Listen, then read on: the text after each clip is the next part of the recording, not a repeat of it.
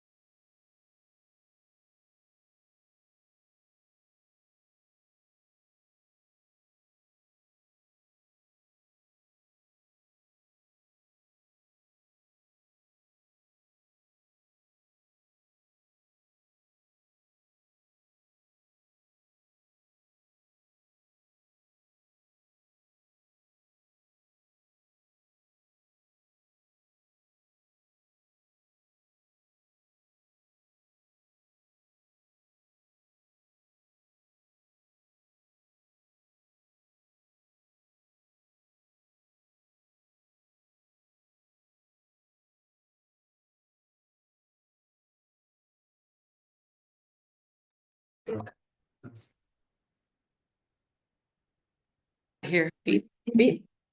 All right. All right, we'll call the meeting to order at 6 o'clock. First item on the agenda is roll call. Todd McCulloch, David Kennedy, Here. Trisha Brown, Here. Kristen Runge, Here. Al Dassow, Here. Jeff Tooss, Abigail Zellner. Here. All right, next item on the agenda is the approval of the minutes. Do we have any additions or corrections to the minutes? Make the motion, we approve the minutes. Second. All right, all in favor? Aye. Aye. Opposed? Motion carries. Next item on the agenda is public comment. We don't have anyone here present to make public comment. Do we have anyone online who would like to make public comment? If you are online and would like to make public comment, please raise your hand and we will let you into the meeting. No attendees. No one's online? All right. So no public comment. All right, then let's move on to business items. Business item number 1 is discuss and take action on blight determination and redevelopment plan for the property at 205 South Klein, which is the former Lawn Clean property. And I believe this is you, Brian, or Lauren. However you want to. I was just gonna read this. Yep. So the former Wanaclean property at 205 South Klein Drive has been vacant for a number of years. A recent environmental analysis determined that chemicals with negative environmental impact, specifically PCE and TCE, are located on the property, and staff has been working with the village attorney and environmental attorney, Ayers and Associates and Summit Credit Union to do site analysis and prepare a grant application for site cleanup and remediation, as well as craft a development plan for the property.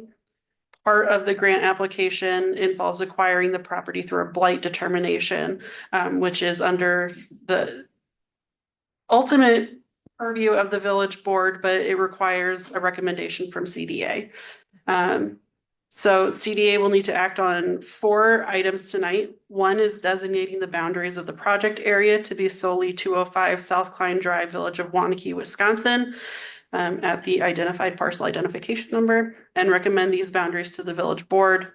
2, find that the property is proposed for redevelopment. 3, recommend that the village board approve the blight determination resolution.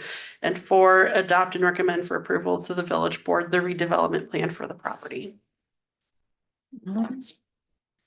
Yeah, and I would just add, I mean, there are 4 separate motions on page, I believe it's 7 of your packet. It may seem a little bit like overkill and certainly can answer any of your questions, but we want to make sure that we basically satisfy all of the requirements under the Wisconsin statute, really for 2 reasons. One, for the reason that Lauren said, which is if we do acquire the property from Summit Credit Union, then we are going to make a grant application to try to help with remediation. And part of the grant application is making sure that we take these necessary steps. The other is if the village acquires the property, this is something, the remediation associated with this site is within the purview of the Wisconsin Department of Natural Resources. And we want to make sure that we dot all the i's and cross all the t's when we acquire the property, because then we qualify for a local governmental unit exemption. So that even though the village would own the property, the village is not responsible for any of the costs of the cleanup. And so that's why there's 4 separate motions, and it might seem a little bit like overkill, but that's really the purpose. We want to make sure that we don't have any missteps. Right. What questions do we have? Al, do you have any questions or comments? And any other sites around that are not affected by this contamination? I mean, it seems a little odd to me that other properties aren't affected by this. So my understanding, there is a site investigation going on for other properties. My understanding is that, and so for those, Summit retained Ayers and Associates to do that work. And Ayers was able to get access agreements from the other property owners.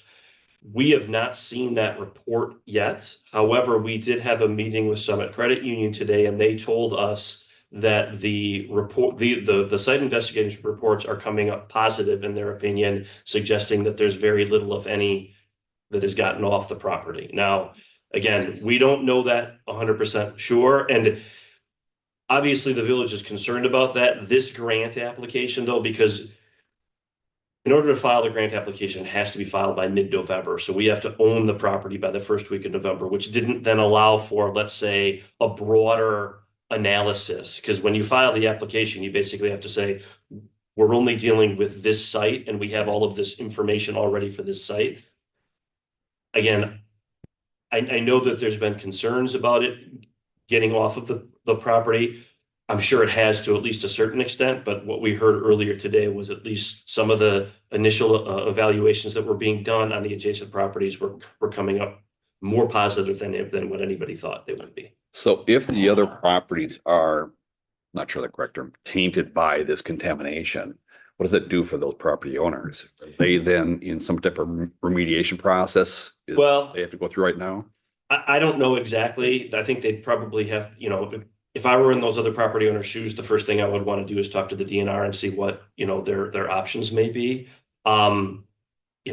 This doesn't necessarily answer your question, but on behalf of the village, even if the village acquires the property, from a legal perspective, the village is not going to be on the hook to do anything with respect to those other properties. Now, everybody wants to see those other properties put in the appropriate place, I'm just not sure what those steps would be, other than it would not be an obligation of the village to do it. And this soil can be remediated without changing the integrity of the building? Well, so now I'm gonna start getting out over my skis a little bit. Yeah. What as part of the analysis though about that we've had to go through as part of the application, one of the things that we've had to tell the EPA in the application is, what are we gonna do with the property? And what we've said in the application is, based on all of the information that we have right now, that the existing building is still structurally sound and can be used. Mhm. So that would suggest that it could be remediated without harming the building. So the village is gonna buy the property from Summit. The village and DNR and whomever clean it up. And now we have a cleaned property. Does that increase the market value for the village to recapture all of its costs they put into it? Well, to be clear, and this is a point that was made, I mean, the agreement's not on your agenda tonight, but I can tell you, I mean, we have had multiple meetings with Summit. We've made it clear, the village is not spending any money on this. There's the term belt and suspenders was used multiple times during our meeting today. They understand that that's the way it's going to be.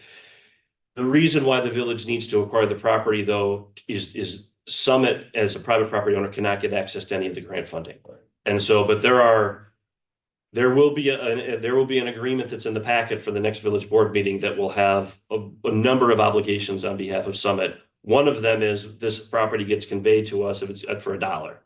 And then we would go through and we would try to get the grant funding. If we get it, great, then we'll move forward. But to the extent that there are costs greater than the grant funding, the agreement makes clear that Summit has to cover all those costs. And Summit gets the property back. No, we get it. At the end of cleanup, who has the property? The village does. Now, they're going to propose some language in the next version, depending on the amount of grant funding, but based on what they said today, my understanding is the grant funding that the village is going to be seeking as part of the application in November is somewhere in the neighborhood of $500,000 to $600,000. If the village obtained that grant funding, the village would essentially, and I don't know if that amount of funding would cover all the remediation costs. Even if it doesn't, Summit would be on the hook. And at the end of that, the village would still own the property. Now this, I mean, we're on YouTube right now, so this is all still, it hasn't been done yet. It would have to get, but we did have, I would say, positive discussions with Summit on this, and they're going to be seeking some changes to the agreement that we provided to them. But I mean, I think everything that we've talked about to this point is consistent with the discussions that we've had. All right. Tricia, I'll go last. If you want. David, So wants to get out of this property so badly that they're gonna sell it for $1 plus any potential overage on the remediation. Is that what you're saying? Well, so my understanding and this is more, I mean, this is based on listening to another attorney in my office, you know, as part of these conversations, is Summit acquired the property through a foreclosure action. And Which means they had some kind of loan in place. correct. And so now, because of certain steps that were either taken or not taken as part of that process, even though, and nobody believes that Summit Credit Union caused this, I mean, clearly the previous user did, they are responsible for it. And so I think Summit wants to do the right thing and get the property cleaned up. The problem for Summit is it doesn't have access to this grant funding. And so that's where a conversation started between the village and Summit, because obviously everyone's ultimate goal is to have the property cleaned up. Maybe this is the best way approach doing it. And, the other thing is, staff and me and Vanessa, I've told their attorney a couple of times, we told them again today, look, the village board has made this very clear that they want to be of assistance, but they're not willing to take on any risk for taxpayers. And so I would probably call this the best scenario for Summit, which is why they're willing to pursue it, notwithstanding the fact that if we sign the agreement, acquire the property, if we get the grant funding to get the property cleaned up, yeah, they are going to not own it anymore, but they also would, be in a position where, and I'm just making up numbers now, but let's say it costs $750,000 to remediate it, but we got the $500,000 for the grant funding. Summit then under the agreement, if it's executed, would only have to pay an additional $250,000, which right now you're looking at a property that probably has negative value. And that's still probably a win for them from a financial perspective. Now, I threw out a lot of numbers there that were speculation, just as an example, but I think that's probably why they're looking at it. Can't sell it.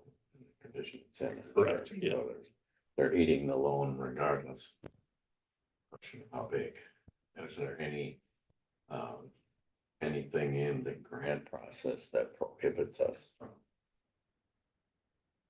selling it back to Summit or kind of improved position for them? I don't believe so. So as part of the grants application, again, we've had to try to identify how it would be used in the future. And, you know, that's where we got into the issue of, based on the information that we have, we believe that the existing structure could be utilized. And so we kind of provided two different scenarios under the grant application. One is, we think that at least for a period of time, the existing building would be used. We're not sure what that use would be for, but it is possible that the site, once remediated, would also be part of a development project.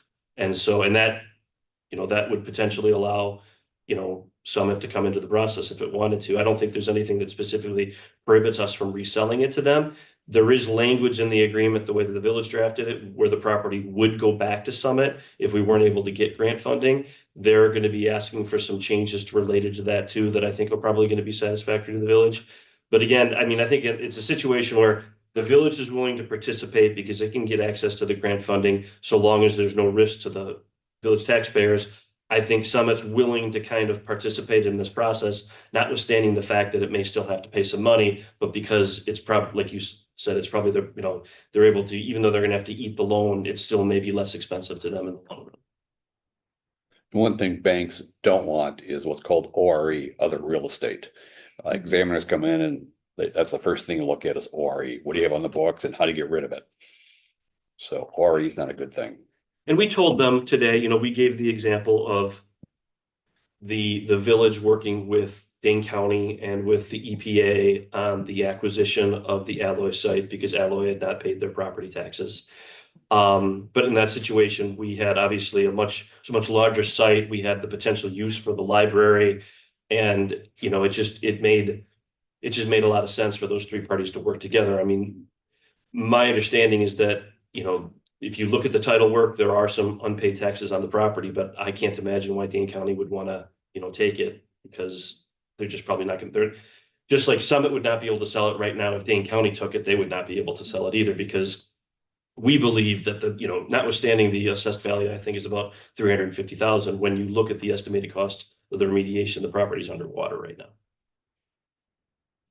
Which tells me they need to go to the board of review to get it reassessed. Well, I mean, it's still technically a commercial use. I mean, so, but the cat's out of the bag now. Yeah. So I asked the question about adjoining properties. It's become a blighted area now. And now you got all kinds of people trying to, hey, you want this for a buck?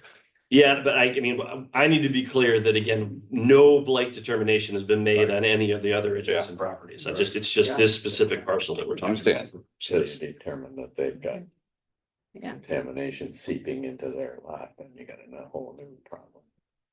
Which so far the preliminary stuff has said no. What I heard today is better, you know, the results were positive. That doesn't necessarily mean that it hasn't, Positive There- like good or positive like for contaminants? positive and good. Yeah. Positive, good thing doesn't necessarily mean that contaminants have not, and I know there's a technical term, I'm just gonna use spread elsewhere, but we heard positive things today. Yeah, I mean, definitely a concern that it might be on other properties. And so I don't want to seem cold when I'm responding to this, but again, you know, our focus as part of this acquisition is to make sure that the village is not responsible for any of that. And that's the approach. And that's part of why we're taking this approach and having 4 separate motions on your agenda. Abigail, did you have any questions? Has there been any talk of what kind of redevelopment that would be interested in doing? Well, I don't think so, not at this point. In part because it's a single parcel. And so, I mean, I could think of certain things that you might want to do, but I think it's also, again, like we said in the application that would get filed in November, definite possibility that you could see this, you know, maybe partnered with some other properties and then part of a different development or, you know, so, but I think there's just too much unknown at this point. So the main goal is really let's get it cleaned up. Yeah, exactly. I mean, at the end of the day, it's gonna be a win for the village if we're able to work with Summit, get it cleaned up and no cost to the taxpayers. That's the ultimate goal. Right, Tricia, did you have anything? So the only reason I asked to go after us to hear the other questions, and so Abby asked a good one too on the redevelopment plan, and I don't know if Lauren, if you want to comment at all, because that's one of the motions that's in there is an actual redevelopment plan motion. If you want to kind of maybe shed some light, like, there's a little bit about it in the packet, but maybe expand on it. If you don't mind. Like Brian said, there's only so much that we know. And so the redevelopment plan has there's kind of a short term and a long term to it. Long term, we're not sure. It's part of the West Business District master plan that will be part of the comprehensive plan. So there's potential redevelopment long term that could happen. Short term is we're looking to probably keep the building as is, turn it into more of an office use and partner with a local organization to use that as office space. That's not guaranteed. There's nothing in writing. That's just kind of the direction that we're looking right now. Okay, so it's for clarification, when you're looking for the remediation for the next use, that's the use that you're projecting as office use? Yes. Okay, that's cool. No, I think in general, and because of being on the board, we've talked about this in board meetings. This absolutely, I think, has to be something that the village participates in just to help get the funding to do it. I appreciate Summit being a very proactive partner in this and their willingness to kind of understand just the role that we each can play in helping to get this remediated and putting it back into a productive use in the community. So no, that's Great. Any other questions? Comments? So I'm sorry, just to be clear. And I know you don't have answers. We have a application deadline by the middle of November for the grant process. Will we know the results of the adjoining properties by then? I don't know the answer to that question. I think we might have some preliminary information, but my understanding is there is a report and a site investigation that has to be filed as part of the grant application in mid-November. But the report that's going to be filed is going to be specific to this property. Notwithstanding the fact that other testing is being done, because the grant, if we get the money, the money can only be used for this site. Right, and that's the fear I have, that now it's gone to other properties. And now they all want to go into the same arrangement because their property is underwater at that point in time. It's kind of a bad thing. But are we then able to say, hey, we now have other parcels that we have to apply for grants for to do the same thing to clean it up? So my understanding would be, yes, there would have to be another application process to the extent the village gets approached by, if the village got approached by another property owner. And then we would have to effectively go through the same process where whatever information is necessary for the grant application to be filed, that work would need to be done. And also the village would actually have to own the property, and because the grant funding is not available to private property owners. The other thing that I should say is, and again, this is something that AIRS has a lot more information on than I do. One of the things that we've been told, not only that the board's been told, the staff has been told, but I also think has been in discussion with Summit, is the grant that we're seeking right now for the application in November of 2024, 2025 may be the last year that funding is available without matching associated with it. Like, apparently there's something special about the last couple of years and this year. And so it would be really, really nice if the village was able to get it, because there's not a matching requirement associated with it. It could be available going into, applying in 2025, going into 2026, but apparently it's associated with some type of federal legislation, and it's unclear whether or not it would be available past 2025. Yeah, and What we've been told is that this might be a once in a generation opportunity to go forward with that matching. And so there's a bit of a sense of urgency. So, well, in other circumstances, we might wait until the other properties are tested and we know right now, we really need to rush this through to a certain extent to make And sure we're I'm eligible. all for that. My concern is you got property owners around that. We all know stuff spreads. And now I find out a month from now, hey, I got dirty soil. Do I, as the property owner, not on this one, but on what other property around that, do I have to clean it up at that point in time? So my understanding is that that would potentially, now you're getting into a proof issue. Would they have to clean it up? I'm not sure. Would they be responsible for cleaning it up? Legally, no. I think it ultimately goes back to who you can prove it. Now, we have to acknowledge, right, the part of this is the report that is being filed and the application is being filed does not state that, and I guess the example I want to give is Wanakee Utilities shut down water well 2. Okay, because it had done some testing and it had determined that, you know, certain substances were in the water to the point where Wanakee Utilities, I don't think it legally had to shut the well down, but it chose to, you know, to protect village residents. To the extent that, and within the context of the agreement, we have a clause that says, notwithstanding the fact that the village would be executing this agreement with Summit, that does not prohibit the village or Wanakee Utilities, if we get further information in the future that demonstrates that the well was harmed by this particular property, we would still have the ability then to go after Summit to try to get the damages for that. So while I don't know this for certain, because I only know this in the context of the water well, my belief would be that if you had a different property owner and they were able to demonstrate that there are substances on the property and they were able to prove that it came from the former Wanaclean property, then they would have the ability to seek damages from Summit Credit Union. But there's a proof issue here too. Like right now, as far as my understanding is, we do not have proof that the water well 2 was impacted by this property. There's a belief that it likely was, but if the village were going to pursue that in the future and we've retained the right, we definitely would need to do more investigation. Well, we can trace chemicals. We know chemicals are used in the dry cleaning process.